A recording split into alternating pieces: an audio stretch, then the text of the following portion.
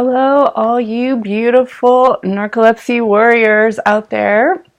I am Heather, and I am here because I promised to make a video about cataplexy. So I had previously, I'm pretty sure I had previously mentioned that I had narcolepsy without cataplexy, and I'm changing that because I do have cataplexy.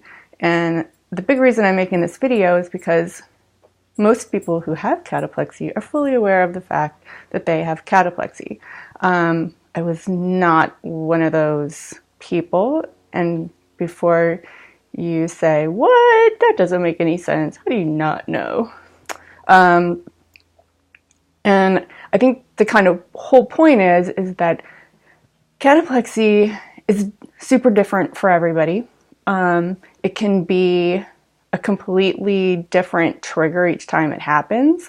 So mine started when I was in 7th grade, and I discovered it because this kid in class would make me laugh really hard, and I couldn't use my hands or my arms to write, so I couldn't take notes. I remember being in like science class, and I had just, it happened a couple of times when I was younger, and I thought I like outgrew it. And mind you, I wasn't diagnosed with narcolepsy until just a few years ago, so that was a long time ago. And I kind of buried it, and I have horrible memory, which I attribute to a lot of the narcolepsy, just not being able to remember things. And so when things happen, they just disappear.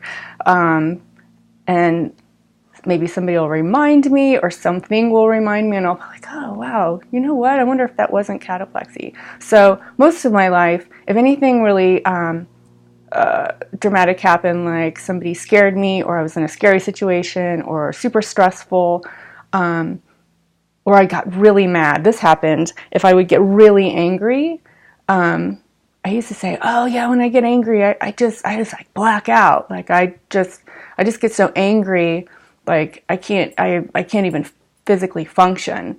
Looking back, like I'm pretty sure that was cataplexy, and it has happened to me more recently in my adult years. I did have this, but I just kind of was like, well, I don't know, I guess it's just a thing. I'm not really going to call it cataplexy because it hardly ever happens. But I do have this thing that happens with relative consistency. I don't know what the trigger is. I think it's stress. I think it's overwhelm and stress. So, which of course is cumulative for me because I own my own business. And so sometimes I'll have a project I'm working on or have been working on for a while, and it'll just become too much. So it happened to me the other day. I basically just have to sit or lay down, and of course I know exactly what's going on, but my hands shake, my heart races, and I get really hot. I can feel it coming on. And I remember telling my doctor this, and my regular doctor, and I think this was after I had been diagnosed with narcolepsy, and I'm like, I don't know why this happens. This is like super, super weird. And he's like, well, we'll get your blood sugar tested, and we did that, and it wasn't that. He's like, maybe you're dehydrated, so every time it would happen, I would get a glass of water, and that didn't work. So I finally the other day, it was pretty debilitating, and I thought, oh my God, is this cataplexy? So I Googled it. The getting hot in the heart, the racing heart, definitely came up.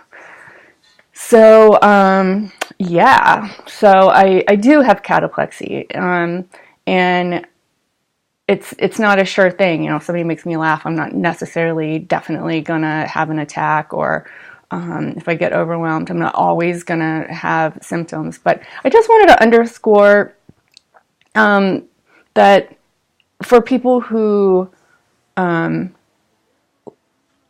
or live with or love people who do have cataplexy is to understand that it's not cut and dry. It isn't definitely going to always happen at the same moment with the same circumstance. You know, just be prepared, or just be kind and understanding as you can, even though it is kind of hard to understand. I suppose, like, I don't even understand it. So compassion, I guess, is what I'm definitely asking for. And then also some people who have narcolepsy who do have these like weird things that happen to them, take a second look at it and see if potentially it isn't related to cataplexy. So it's not super cut and dried. You're not. I have collapsed to the floor before my knees have given out, but that's happened just a couple of times, and yet here I am telling you stories about cataplexy. So just because somebody has cataplexy doesn't mean that their whole body gives out. It could just be like their hands or their arms or whatever. So yeah, it's just about awareness. I just want to share that, and I hope you are having a really awesome day. And if you aren't, that's okay too. Tomorrow could be better. So like yesterday wasn't so great for me, but today's pretty good. So yeah, so thank you for watching. If you have any questions or comments, I'm usually pretty good at getting right back to you. So that's it. Thank you. Bye.